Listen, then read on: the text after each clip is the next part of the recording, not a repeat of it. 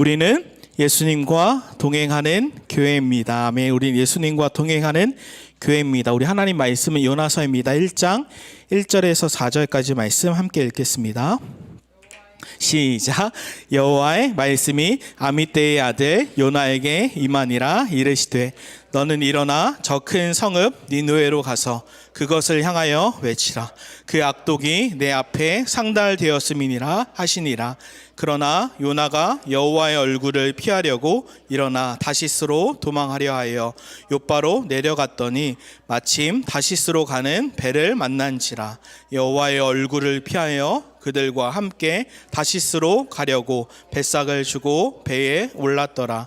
여호와께서 큰 바람을 바다 위에 내리시매 바다 가운데에 큰 폭풍이 일어나 배가 거의 깨지게 된지라. 아멘. 오늘은 요나서 1장 강해로 하나님께 실망한 이 시대 요나들에게 라는 제목으로 함께 말씀을 나누겠습니다. 제가 요나서 12월 달 이제 마지막에 같이 나누려고 하는데요.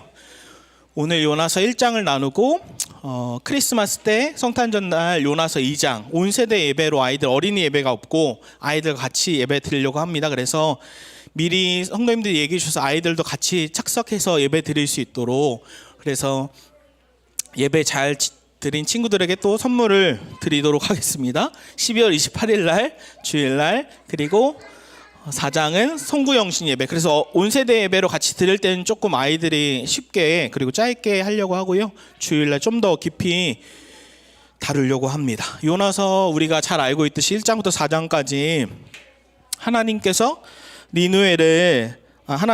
요나를 니느웨로 가도록 부르시는데 1장과 2장에는 불순종하여 다시스로 가고 그리고 3장과 4장에는 다시 순종해서 니느웨로 가죠. 근데 요나서 1장부터 4장은 이런 구조로 됐습니다. 1장과 2장은 하나님께 불순종한 내용이 나오죠. 그리고 3장과 4장은 하나님께 순종합니다. 그런데 이 요나서 1, 2장과 3, 4장은 어떤 모습을 비교할 수 있냐면 누가복음 15장에 돌탕이라고 하죠. 둘째 아들의 탕자.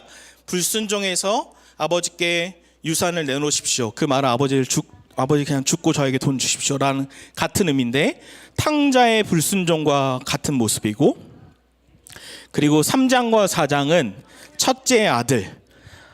분명히 아빠한테 순종하는 것 같지만 하나님께 순종하는 것 같지만 이것도 바른 신앙의 모습이 아닌 이 1장, 2장과 3장, 4장에 요나의 모습이 다 있습니다. 이걸 좀 더 깊이 말하면 제가 많이 설교하는 둘째 아들은 반율법주의. 반율법주의는 무엇이죠? 내가 하나님께 어차피 구원받을 거니까 죄를 마음껏 지며 살아도 돼. 이건 복음이 아니고 반율법주의인데 둘째 아들도 똑같죠. 난 어차피 구원받았으니까 죄 지으며 살 거야. 근데 이 요나서 제가 오늘 말씀에 깊이 다루지 않는데 죄의 결과로 4절에 뭐라고 나오나요? 큰 바람과 큰 폭풍, 즉 죄로 말미암아 반드시 결과로 큰 폭풍과 큰 재앙이 닥칩니다. 이 둘째 아들도 어떻게 되나요?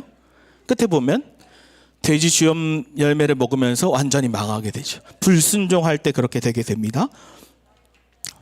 근데 첫째 아들 여기서는 3장과 4장은 분명히 순종하는데 율법주의의 모습이 있어요.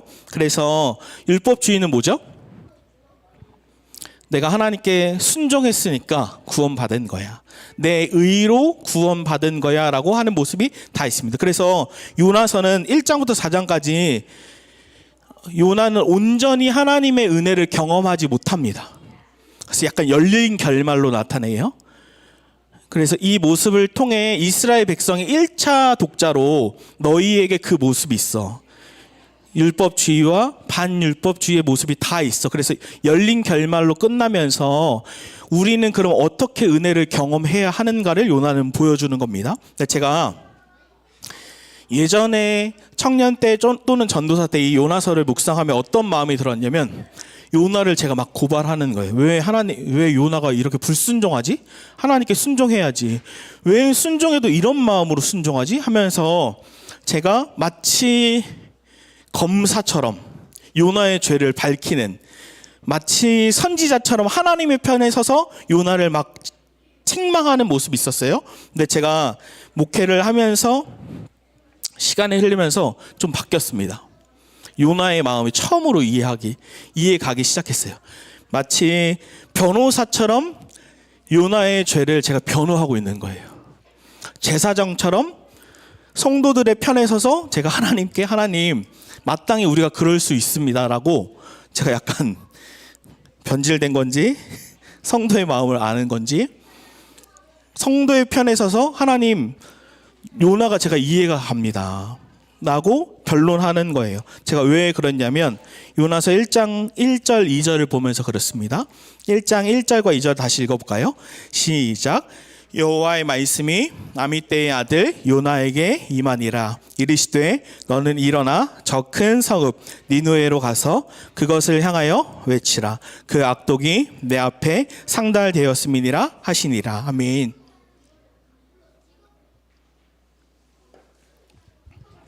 우리가 알고 있듯이 니느웨는 어떤 나라입니까? 아주 잔인하죠. 산채로 사람의 살을 다 벗기고, 이게 기록에 지금도 남아있죠.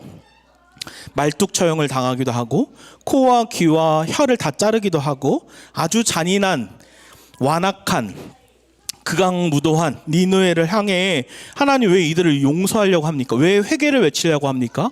왜 이들을 용납해 주려고 합니까? 라고 요나는 니느웨의 완악함을 이해하지 못하고 하나님이 용서하는 걸 용납하지를 못하는 거예요. 그래서 오늘 첫 번째 질문은 이거예요. 극악무도한 사람을 용서하시는 하나님을 정말 선하신가? 극악무도한 사람을 용서하신, 니느웨를 용서하시는 하나님은 정말로 선하신가? 이고 두 번째 질문은 3장 다음 주 주일날 할 건데, 하나님이 살아계시다면 왜 악과 고난이 존재하는가? 좀 어려워요. 저는 미리 다 말씀드리는데 당연히 장사나가 다 알지 못합니다. 우리 한결이는 알 수 있는데 저는 다 모릅니다. 제가 이번에 뉴스에도 시드니의 이런 학살 IS들인데 몇십 명을 사살하는 걸 보면서 하나님은 선하신데 왜 이 땅에 악이 존재하고 왜 고난이 존재하는가? 이 둘은 되게 비슷한데 좀 달라요. 첫 번째는 극악무도한 사람을 용서하시는 하나님은 정말 선하신가는 하나님의 존재를 믿는 질문입니다. 그런데 그 완악한 니느웨를 용서하시는 하나님을 향해 우린 이해할 수가 없는 거예요. 하나님의 존재를 믿지만 완악한 사람을 용서하시는 하나님을 도무지 이해하지 못한 그 요나의 입장으로 해서 질문하는 거고, 두 번째 질문은 하나님에 대한 존재론적인 질문입니다. 하나님이 살아계시다면 왜 이 땅에 악과 고난이 여전히 존재하는가? 뒤집어 말하면 악과 고난이 있다라는 건 하나님이 없다는 것 아닌가? 라는 존재론적인 질문입니다. 그럼 오늘은 요거에 대해서 다루도록 하겠습니다. 극악무도한 죄인을 용서하시는, 그 니느웨를 용서하시는 하나님은 정말로 선하신 분이 맞는가? 최근에 계속 뉴스에서 나오고 있는 수많은 연예인들의 이슈들이 굉장히 많죠. 그 중에 한 배우, 제 이름은 얘기하지 않아요. 다 아실 거예요. 연예인은 청소년 때의, 학생 때의 강간, 성폭행으로 범죄로 나오는데 두 가지 의견으로 나뉘죠. 여러분도 어떻게 생각하는지 한번 생각해 보세요. 하나는 이미 죗값을 다 치렀기 때문에 그를 용서해야 된다. 또 다른 의견은 아니다. 용서할 수 없다. 그건 너무 극악무도한 죄다. 그를 용서할 수 없고 은퇴하고 떠나가야 한다. 라는 두 의견입니다. 여러분 어떻게 생각합니까? 그 정준 배우, 크리스찬인데 배우도 처음 걸 얘기했어요. 이미 죗값을 다 치렀다. 난 그와 같이 일을 해봤다. 우리는 마땅히 용서해야 한다. 제가 한 목사님이 SNS에 아는 지인 목사님이세요.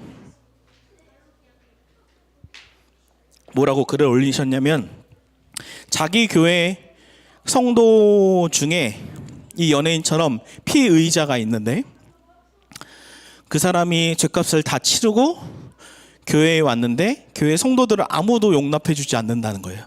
그러면서 고통스러워하면서 나는 죄값을 다 치렀는데, 그러면서 목사님은 교회가 마땅히 그를 용서해 줘야 하는데 이 연예인처럼 우리는 죄값을 다 치르지 않았다, 용서하지 못하는 모습이 있다 라고 얘기했어요. 저는 한편으로는 제 댓글에 달았어요. 목사님, 저도 그렇게 생각합니다. 교회가 마땅히 죄인을 용납해주고 용서해주는 모습이 교회 안에 반드시 필요합니다 라고 얘기했는데, 제가 목사님을 따지고 공격하려는 질문이 아니라 제가 진지하게 여쭙는 질문이었어요. 목사님, 그런데 만약에 피해자가 내 자녀라면, 피해자가 우리 교회 성도라면 우리는 어떻게 해야 합니까? 그 니느웨의 잔악무동한 코가 잘리고 귀가 잘리는 그 사람이 내 자녀고 내 가족이고 우리 성도면 우리는 어떻게 반응해야 합니까? 요나가 이해가 되는 거예요. 처음으로. 하나님, 요나가 그럴 수 있지 않습니까? 극악무도한 죄인을 용서하시는 하나님을 도저히 이해가 안 갑니다 라는 입장이었어요. 여러분은 어떻게 생각하세요? 극악무도한 죄인을 용서하시는 하나님은 정말로 선하신가? 우리는 물론 그 정도가 아닐 수 있어도 그 정도일 수도 있고, 크고 작은 우리 안에 끊임없는 씨름들이 있죠. 작고 큰 원가족을 향해 내가 이 사람도 용서해야 되나? 이렇게 극악무도한 사람을 지금 용서하라고 말하는가? 근데 저는 뭐가 생각났냐면, 이 사건들을 보면서 한 가지가 생각난 건 본 회퍼의 값싼 은혜였습니다. 값싼 은혜. 그러니까 쉽게 말하면 하나님은 죄를 가볍게 여기셔. 그러니까 그냥 죄 져도 돼 라고 하면서 도덕적인 방종이 일어나는 거죠. 죄 져도 어차피 하나 용서해 주니까 괜찮아 라고 생각하는 겁니다. 요나서 1장 2절 말씀을 한 번만 더 읽어볼까요? 시작. 너는 일어나 저 큰 성읍 니느웨로 가서 그것을 향하여 외치라. 그 악독이 내 앞에 상달되었음이니라 하시니라. 아멘. 이 1장 2절에 악독이라는 헬라어 단어가, 히브리어 단어가 그 원어의 뜻을 찾아보니까 망쳐놓는다, 산상조각으로 깨트려 버린다라는 겁니다. 즉 니느웨는 그 악독이 어떻게 해요? 사람을 망쳐놓고 산상조각 내는 겁니다. 죄송한데 그 연예인도 그 피해자를 향해 어렸을 때 그랬다고 하지만 망쳐놓고 산상조각 내는 겁니다. 근데 제가 이 요나가 분노하는 이유를 깨달았는데, 요나가 니느웨에게 분노하는 이유는 무엇이냐면, 내가 니느웨보다는 더 나은 사람이야. 하나님, 저는 그래도 선지자 아닙니까? 하나님의 백성 아닙니까? 저 사람은 하나님의 백성이 아닙니다. 극악무도한 죄인들입니다. 나는 더 나은 사람이야 라고 생각했기 때문인데, 죄송스럽지만 제가 이 요나를 변론하면서 죄송스럽지만 이 요나 안에 내가 니느웨보다는 더 낫다라는 모습이 무엇이냐면, 누가복음 15장에 비유하면 첫째 형과 같은 마음입니다. 내가 저 둘째 아들, 아빠 죽어버리고 돈이나 내놓으세요 하는 사람보다 나는 더 나은 사람입니다, 아버지 라고 하는 첫째 아들과 똑같은 마음이며, 성경은 이거를 죄송하지만 교만한 마음이다 라고 얘기합니다. 이 교만한 요나 마음 속에, 그러니까 하나님이 그 니느웨를 용서하시고 용납하는 사랑이 자기가 생각하는 정도보다 훨씬 초월하는 거예요. 그러니까 어떤 생각이 드냐면 두 가지 반응인데, 하나는 놀라워요. 어떻게 저 사람들이 용서한다는 거지? 근데 두 번째는 분노하는 겁니다. 왜 저 사람까지 용서하려고 합니까? 팀켈러가 이 자유라는 책에서 이 교만, 한마디로 요나의 교만, 첫째 형의 교만, 그리고 우리의 교만에 대해서 네 가지 특징을 얘기하는데 저한테 너무 찔렸습니다. 교만에 대해서 네 가지 특징을 얘기하는데, 첫 번째는 공허함입니다. empty죠. 텅 비어 있는 겁니다. 사람이 자기 자신을 막 부풀려요. 난 이만한 사람이에요. 내가 이만큼 성공한 사람이에요. 근데 그 안은 어떻게 돼 있어요? 텅 비어 있어요. 공허합니다. 그래서 두 번째는 쉽게 어떤 사람이 나에게 말할 때 쉽게 상처받습니다.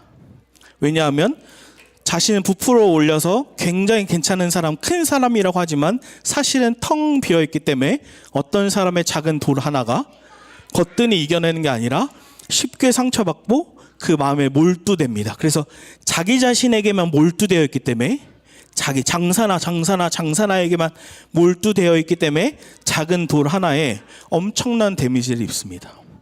세 번째는 분주합니다. 어떤 분주함이냐면 비교하고 자랑하기에 분주합니다. 예를 들어 나는 계속 비교하는 거예요. 내가 저 사람보다 더 좋은 아파트에 살아. 근데 나보다 더 큰 아파트를 보면 어떻게 열등감을 느낍니다. 그러니까 그 사람 안에 텅 비어 있기 때문에 이걸 채우기 위해서 끊임없이 분주하게 비교하는 거예요. 저로 치면 개척교회를 비교하는 거예요. 내가 저 교회보다는 우리가 훨씬 좋아. 텅 비어 있기 때문에. 근데 더 큰 개척교회를 보면 열등감이 빠지는 거예요. 이게 교만의 특징이고, 마지막 네 번째는 나약함입니다. 지나치게 우쭐대거나 완전히 의기소침하는 거죠. 이것도 똑같은 우월감과 열등감의 뿌리는 같습니다. 같은 뿌리입니다. 교만함. 저는 이걸 보면서 장사나는 어디에 포함되어 있는가? 다 포함됩니다. 공허하고 쉽게 상처받고 비교하기에 분주하고 나약합니다. 이것이 요나의 특징이고 첫째 아들의 특징이고, 그래서 첫째 아들이 둘째 아들을 오면 어떻게 해요? 막 반가워 잘 왔어가 아니라 어떻게 해요? 밖에 나가서 들어가지 않고 아버지에게 성을 내죠. 내가 더 나은데 왜 저 사람을, 동생을 용납하고 잔치를 벌여줍니까 아버지?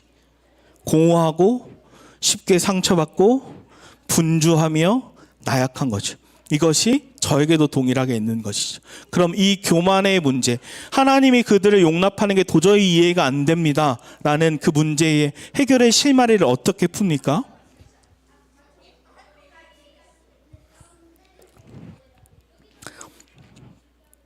전 이게 조금 충격적이었는데,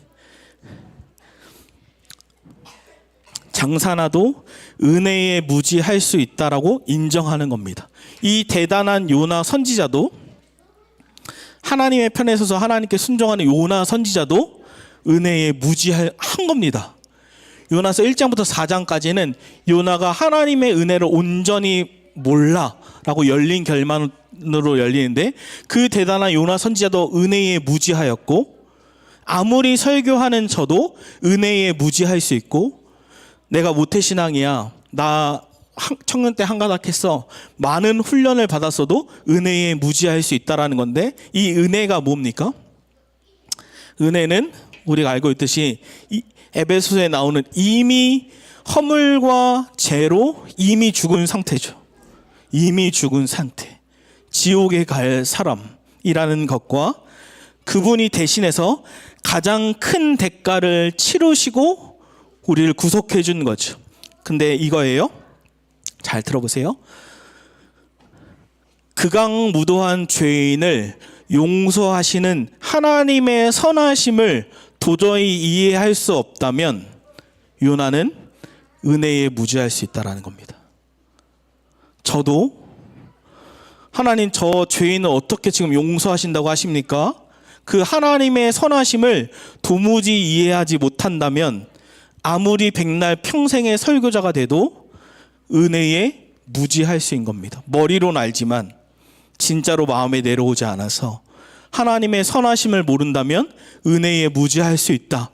즉 요나서는 끝까지 열린 결말로 요나는 아직 하나님의 은혜를 온전히 경험하지 못했어. 1차 독자가 누구라고요? 이스라엘 백성.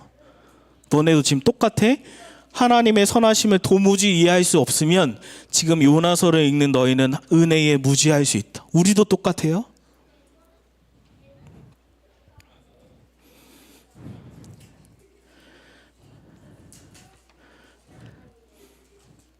그럼 어떻게 해야 이 니느웨와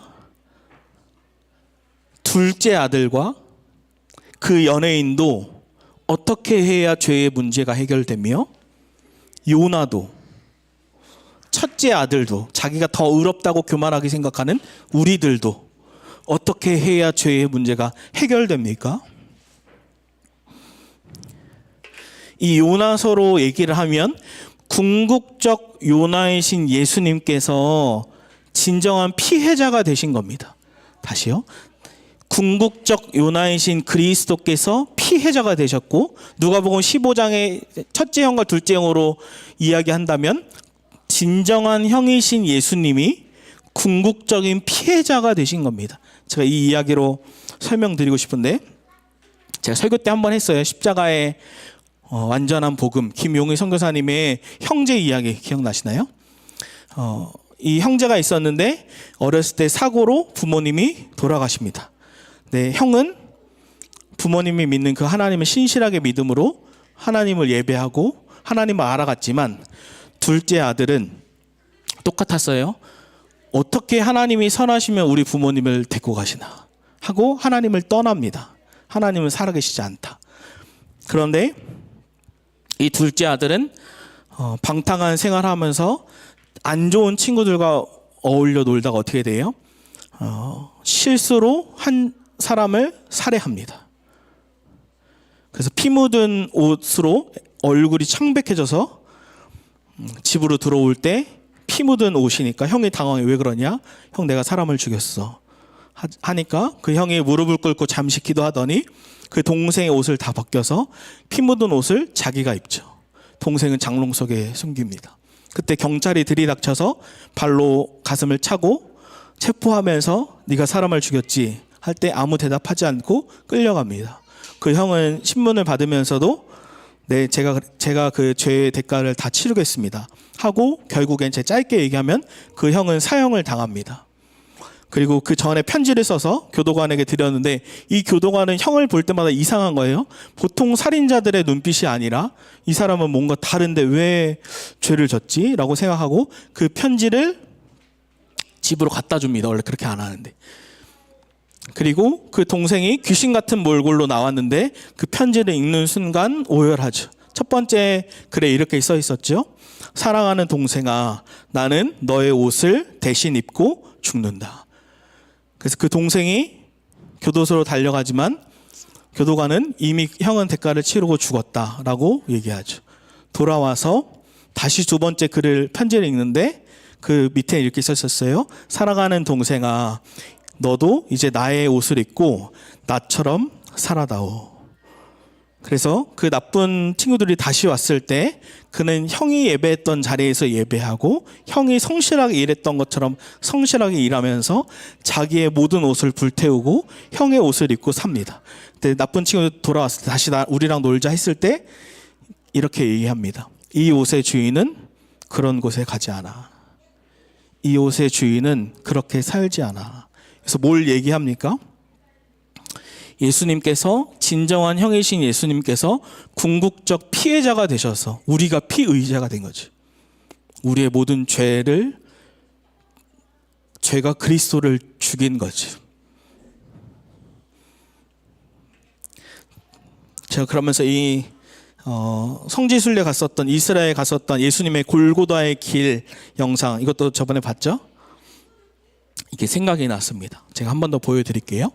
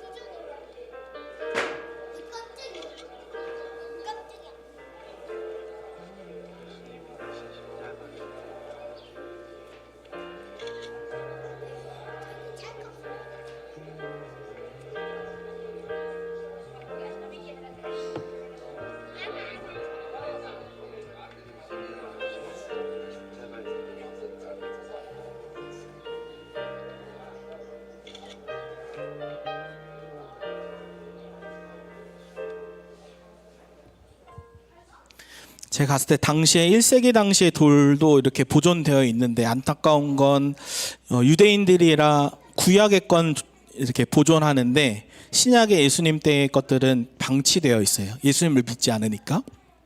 제가 이걸 왜 보여드렸냐면, 우리가 성지순례 가고 싶어 하고 이스라엘에 가고 싶어 하지만 가지 않아도 괜찮다, 가면 좋지만 2000년 전에 과거에 우리의 죄를 대속하셨던 그리스도가 이제는 어디에 계세요? 우리 마음에 계시는데, 이 이미지가 검은색은 무엇이냐면 1차로 교만한 장사나 가장 더러운 마음속이라고 성경은 이야기하는데, 그 마음이 어떻습니까? 텅 비어 있고 쉽게 상처받고 남과 끊임없이 비교하며 나약한 가장 더러운 곳에 예수님께서 가장 큰 대가를 치르시고 친히 궁극적 피해자가 되셔서 이미 내 안에 오신 겁니다. 그래서 우리는 이미 은혜를 가진 자입니다. 여기서 중요한 건 이 은혜를 이미 가졌다라는 눈이 진짜 열리고 진짜로 경험되어지고 정말로 믿음이 어떻게 되냐면, 이 마음이 완전히 새롭게 되는 겁니다. 내 안에 예수로 가득 차워지면, 텅 비었던 마음에 예수로 가득 채워지면 내 마음이 완전히 새롭게 되어서 더 이상 공허하지 않고, 더 이상 쉽게 상처받지 않으며, 더 이상 비교하기에 분주하지 않고, 더 이상 나약하지 않은 거죠. 마치 크리스천이 예수로 가득 차 있어서 올림픽에서 했는데 은메달을 땄어요. 근데도 자기가 했던 기록보다 더 잘 나와서 금메달을 딴 사람을 축하해주며 자기 자신이 더 성장했다는 것에 황홀해하는 겁니다. 비교하지 않고 분주하지 않고 나약하지 않고 상처받지 않으며 그 안에 예수로 가득 채워져서 이 마음이 완전 새롭게 되어서 나는 은메달을 땄습니다. 하나님 감사합니다. 이것이 정말 이미 은혜를 가진 자입니다. 우리 한번 읽어볼까요? 시작. 이미 은혜를 가진 자입니다. 이미 우리는 은혜를 가진 자입니다. 그럼 처음 질문을 다시 합니다. 극악무도한 사람을 용서하시는 하나님은 정말 선하십니까? 네, 하나님은 진정으로 선하십니다. 오히려 그분은 궁극적인 피해자가 되셨습니다. 그래서 그 니느웨 사람도, 탕자도, 그 연예인도 주님께 돌아오면 용서합니다. 이거 끝까지 잘 들어보십시오. 뿐만 아니라 요나도, 첫째 아들도, 우리들도, 하나님은 우리가 주님께 돌아가면 하나님은 정말 우리를 용서해 주시기를 기뻐하십니다. 근데 잘 들어보세요. 만약에 그 니느웨도, 탕자도, 연예인도 끝까지 회개하지 않고 하나님께 돌아가지 않으면, 그때 한번 우리 이덕경 집사님과 나눴던 것처럼 로마서 12장 19절처럼 하나님이 갚으십니다. 그 원수, 잔인한 니느웨를 하나님이 벌하십니다. 오히려 그래서 제가 뭐라고 설명합니까? 용서에 대해서 제가 그 연예인이면, 피의자이고 연예인이면 하나님의 사랑을 진짜로 경험했으면 어떻게 반응해야 된다고요? 내가 진짜 하나님의 은혜를 경험하면 내가 더러운 썩은 죄인이구나, 내 안에 예수님이 오셨구나, 그리고 그 피해자를 향해 평생의 죄스러운 마음으로 살아야 되는 게 맞습니다. 난 이미 죄값을 다 치렀는데 내가 너에게 용서를 빌어야 돼? 라는 사람은 진짜 은혜를 경험한 게 아니라, 진짜 은혜를 경험하면 그 사람 앞에 무릎을 꿇을 뿐만 아니라 그 사람 보기 싫어하면 그냥 떠날 정도로 하는 것이 은혜를 경험한 사람인데, 뿐만 아니라 요나도, 첫째 아들도, 자기가 더 의롭다고 생각한 우리도 똑같이 이 은혜를 경험하여서 진정으로 그 선하신 하나님을 우리가 도무지 이해하지 못한다면, 그 예수 그리스도가 우리 안에 없다면 우리도 심판을 받을 자입니다. 그럼 우린 뭘 적용해야 합니까? 두 가지인데, 하나는 우리 모두가, 설교자를 포함해 저도, 우리 모두도 은혜에 무지할 수 있음을 인정하는 겁니다. 하나님, 저는 극악무도한 죄인을 용서하신 하나님을 도무지 이해하지 못합니다. 그러면 나도 은혜에 무지할 수 있구나. 인정하는 겁니다.